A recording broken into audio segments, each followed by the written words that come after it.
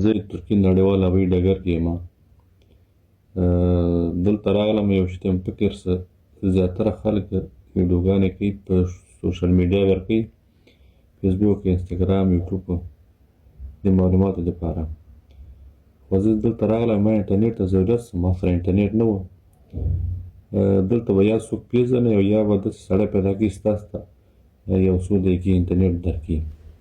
نو تاسو سره به بورډینګ پاس وي، د بورډینګ پاس کې د فلایټ نمبر وي، هغه نمبر به تاسې ووهئ چې کله یې وی پي خلاصه کوئ، او د سیټ نمبر به پکې ووهئ او خپل نوم اخري نوم به پکې ووهئ، د فامیلي نوم.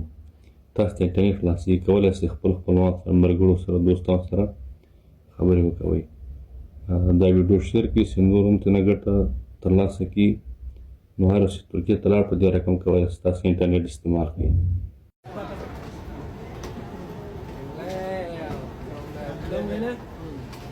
Đâu lên.